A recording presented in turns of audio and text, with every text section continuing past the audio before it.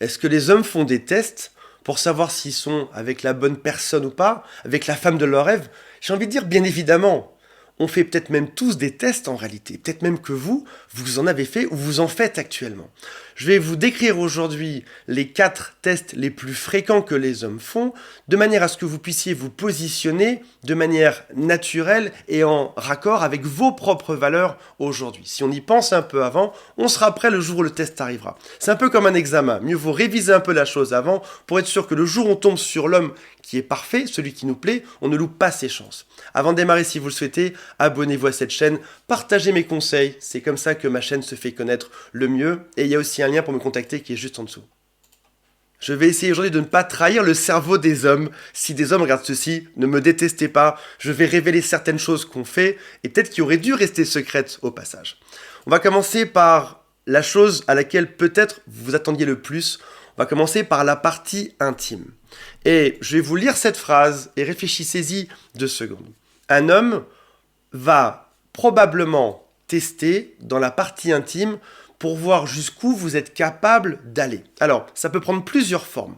Dans les tout premiers rendez-vous, il peut par exemple par SMS ou par message vous poser des questions sur cette partie intime. Qu'est-ce que vous êtes prête à faire? Qu'est-ce que vous aimez? Qu'est-ce que vous aimez pas? Peut-être même avant votre première rencontre. Vous l'avez rencontré en ligne sur un site de rencontre et il vous pose déjà ces questions qui sont assez gênantes. Il veut des photos, il vous pose beaucoup trop de questions qui sont intimes, c'est juste pas à propos. Ça peut être aussi, lorsque vous avez fait votre premier rendez-vous, de vous proposer une relation intime dès le premier soir ou dès le deuxième jour. Et vous trouvez ça bizarre qu'il veuille aller si vite. Voici une phrase que beaucoup d'hommes pensent, pas tous à mon avis, mais une bonne majorité. Je vais tout faire pour qu'on ait cette fameuse relation intime dès le premier soir et j'espère qu'elle refusera. Alors, qu'on se mette d'accord. On a le droit d'avoir des relations intimes rapidement. Chacun fait ce qu'il veut de sa vie selon son plan. Maintenant, si on a envie de s'engager sur le long terme, il est important de se comporter d'une certaine manière dont on va parler dans quelques instants. Je vais faire quelques généralités sur les hommes et les femmes et je tiens juste à rappeler que j'ai une vision qui est assez traditionnelle du couple. Je dirais pas ringard, juste traditionnelle sur un retour aux valeurs qui n'existe plus beaucoup aujourd'hui sur Terre. Donc si jamais je dis des choses et que c'est pas exactement les bonnes, ne m'en voulez pas en commentaire. L'homme est un chasseur. Dans l'acte de séduction, la femme est censée envoyer les premiers signaux et puis l'homme est censé lui faire la cour. On se rappelle qu'il y a 100 ans de ça, une femme habillée dans une jolie robe laissait tomber son mouchoir, un homme passait à côté, lui ramassait et elle rougissait et il commençait à la séduire.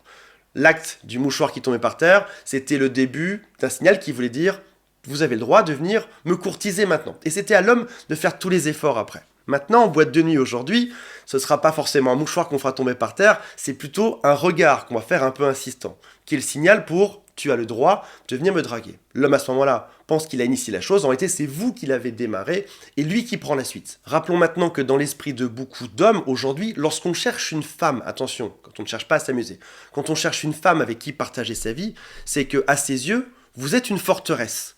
Vous êtes censé bloquer les avances de tous les autres prétendants autour de vous. Et il serait donc naturel qu'il y ait un peu de difficulté à pouvoir vous atteindre. Chez les hommes, on parle de ce sentiment de territorialité qui n'a peut-être aucun sens dans le cerveau d'une femme. Pour une femme, c'est juste bizarre. On ne s'appartient pas, on n'est pas le territoire de l'autre. Chez l'homme, pourtant, c'est une notion qui existe. Si jamais vous acceptez ces avances trop vite, qui peut être un test au passage, c'est le signal, pour lui en tout cas, que la forteresse est mal gardée. Ça peut être aussi le signal ou l'indication que beaucoup d'autres hommes ont eu accès à cette forteresse. Encore une fois, de nos jours, de notre temps, on fait exactement ce qu'on veut avec les personnes qu'on veut. Mais si jamais on veut envoyer l'image de « je suis la femme qu'il te faut pour la vie », il y a probablement une façon de se comporter. Gardez toujours en tête qu'il y a cette notion de body count, si vous en avez entendu parler, c'est le nombre de partenaires qu'on a eu intimes dans sa vie. Il sera toujours mieux accepté qu'un homme ait eu 100 partenaires plutôt qu'une femme en ait eu 100. Je sais, on est sur un double standard qui est atroce, mais on est toujours un peu là-dedans aujourd'hui, même si les mentalités changent. Si vous voulez un exemple, un homme acceptera facilement une femme vierge de 25 ans, là où une femme aurait probablement du mal avec un homme vierge à 25 ans. Je ne dis pas que personne n'accepterait ça, je dirais juste que dans la psychologie, dans la perception globale de la société, il y aurait forcément une différence. Oui, c'est injuste, Oui, c'est ringard. Oui, on est pair sur Terre, c'est-à-dire qu'il y a le même nombre d'hommes que de femmes quasiment. Ça veut dire que le chiffre doit être quasiment le même quelque part sur Terre. Mais dans la manière d'aborder la chose psychologiquement, il est peut-être bien parfois de montrer autre chose. Maintenant, si jamais vous voulez faire vite, ce qui est une chose, vous pouvez montrer d'autres signaux aussi. Comme par exemple, oui, on va le faire rapidement, mais je suis célibataire depuis quelques mois, ou depuis 6 mois, ou depuis 1 an, parce que j'attends de rencontrer la bonne personne. Donc en fait, en gros, c'est lui expliquer que c'est lui que vous avez choisi pour plein de raisons, et vous allez lui expliquer pourquoi, en lui rappelant que vous êtes une forteresse imprenable, et ça va le rassurer par la suite. Il n'aura pas à s'inquiéter du fait que vous ayez des amis hommes éventuellement, parce qu'il sait que vous savez vous réserver pour la bonne personne. Voici le deuxième test que les hommes vont faire. Et encore une fois, beaucoup d'entre eux vont le faire celui-ci. Ça concerne l'argent. Regardez un peu tout ce qui est dit sur les réseaux sociaux à ce sujet. On est dans une époque aujourd'hui où les hommes en ont marre de payer. Alors, encore une fois, tu rencontres la femme de ta vie, t'y vas, tu t'investis. Mais il y a des choses qui leur semblent injustes, comme typiquement, on est dans une société qui s'annonce égale, sauf qu'en réalité, c'est encore une fois à l'homme de payer plus. Pas chez tout le monde, encore une fois. Pas pourquoi je m'excuse autant dans cette vidéo. Mais il se peut qu'à un certain âge, vous ayez rencontré un homme qui ait déjà été abusé financièrement. Il a peut-être déjà perdu un divorce, la garde de plusieurs enfants, une maison, des voitures, etc., voire même un business. Et c'est vrai qu'il peut y avoir cette forme de méfiance à tout âge. Et on peut donc arriver sur un homme qui se dit « Je vais aller à ce rendez-vous ce soir, à ce date ce soir en vélo, en mettant un short Quechua, en mettant un t-shirt troué, comme ça au moins je saurai qu'elle s'intéresse à moi pour les bonnes raisons. » C'est un jeu pour vous tester au passage, mais ça ne montre pas sa vraie personnalité. Il est persuadé au fond de lui que si jamais il se montre différent ou beaucoup plus simple, en vous invitant par exemple dans un restaurant qui ne coûterait pas grand-chose, j'en sais rien, un fast-food ou autre, vous serez intéressé pour d'autres de ses qualités. Il se dit donc à ce moment-là, si jamais je ne montre rien, dans ce cas-là, si elle reste, c'est que c'est la bonne. Malheureusement, ce test de la part des hommes n'est pas très à propos. Il n'est pas très bon parce qu'il va impliquer beaucoup de soucis. Le tout premier, c'est que une femme bien peut ne pas être intéressée par exemple, quelqu'un qui arriverait en t-shirt troué. Oui, c'est un test, sauf peut-être qu'elle, de manière basique, elle n'est pas intéressée par l'argent, mais elle est intéressée par les hommes qui prennent un tout petit peu soin d'eux. Et là, il a trop tiré le trait, et du coup, elle va le refuser. Ce qui est dommage, parce qu'en fait, cet homme n'est pas comme ça en réalité. Ça peut être aussi finalement un test qui va donner une mauvaise conclusion. Si jamais la femme en face de lui adore les randos et la vie super cheap et le fait de ne rien dépenser, elle va être déçue par la suite. Parce que ce n'est pas vraiment l'homme qu'elle a en face d'elle. Elle a quelqu'un qui se déguise pour faire croire quelque chose. En réalité, il a un autre visage. Autre souci, une femme peut aussi se dire « Maintenant, Antoine, que j'ai vu cette vidéo, je sais que je vais devoir remporter le test et par exemple, je vais payer la moitié au restaurant ou c'est moi qui vais l'inviter pour le contrer, pour qu'il sache que je ne suis pas du tout intéressé par ça. » Sauf que si c'est pas vraiment ce que t'aimes, on arrive sur une mauvaise dynamique où l'homme ment, la femme se comporte différemment pour déjouer ce test, donc quelque part, elle ment aussi, et on arrive sur une équation qui est complètement fausse de A à Z. Alors là, j'ai pris l'exemple d'un homme qui ne payerait absolument rien pour être reconnu pour ses valeurs. On pourrait aussi avoir l'autre exemple. C'est-à-dire, en gros, un homme qui gagnerait modestement sa vie et qui irait t'inviter dans un très gros restaurant pour t'épater. Ce qui serait aussi une forme de mensonge et ce qui mènerait au même type de problème. Troisième type de test extrêmement classique, c'est est-ce que les efforts que l'homme fait seront réciproques ? J'entends souvent des femmes me dire « Je suis un trésor sur Terre, je suis génial, je suis belle », on en parlait dans la vidéo d'hier, « Je suis la plus belle femme et je suis le grand prix à gagner sur Terre. » Et je n'ai aucun doute que ce soit le cas au passage. En gros, il va devoir se battre pour moi, il va devoir tout donner, il va devoir faire 1000 efforts parce que c'est à ça que je saurai si c'est l'homme de ma vie ou pas. L'idée de base est bonne là-dedans, c'est voyons à quel point il est motivé.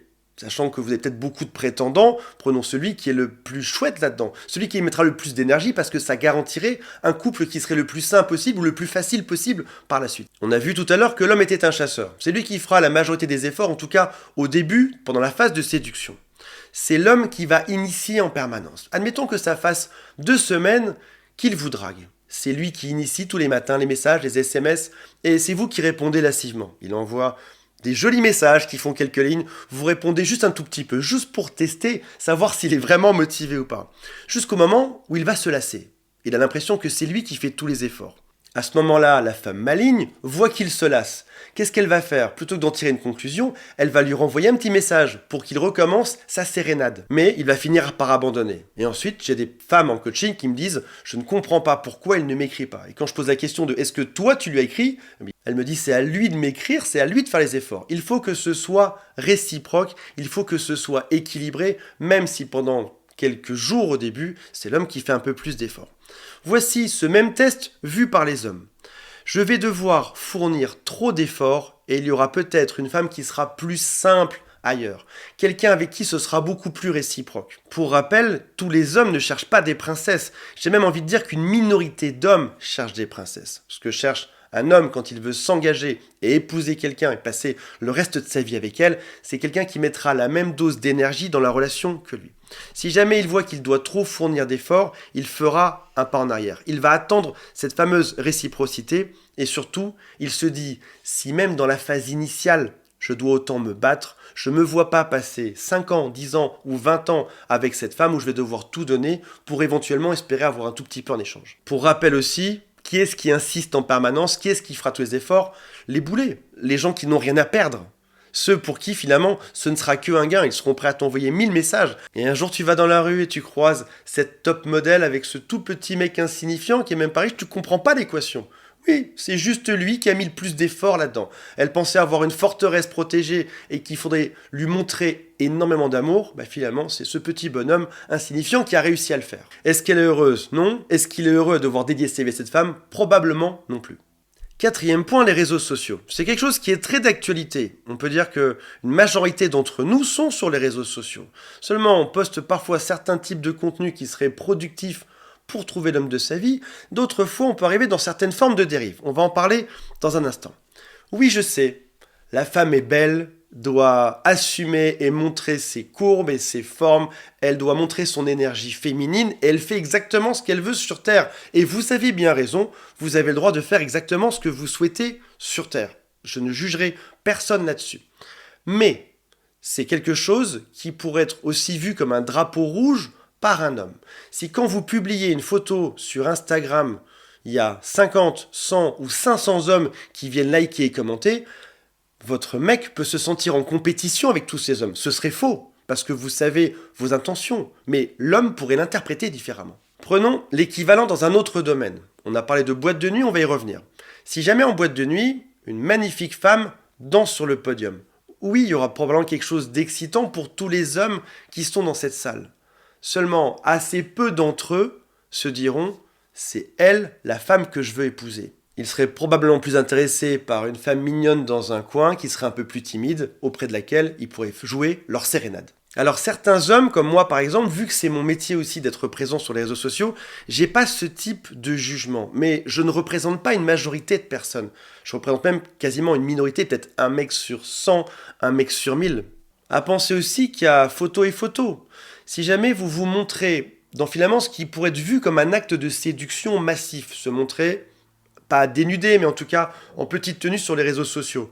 Il peut voir ça comme un acte de séduction pour attirer à vous d'autres hommes, et donc il peut se sentir, encore une fois, en compétition avec tout ceci. Et c'est dur à gérer pour un homme de se dire en permanence, tout un tas d'autres hommes fantasment sur ma femme, et je dois me montrer le meilleur. Et c'est compliqué dans la tête d'un homme de se dire, je dois me battre face à tous ces hommes virtuels sur Terre qui fantasment ma femme, et comment faire pour être le meilleur. Ça va venir dégrader la relation amoureuse.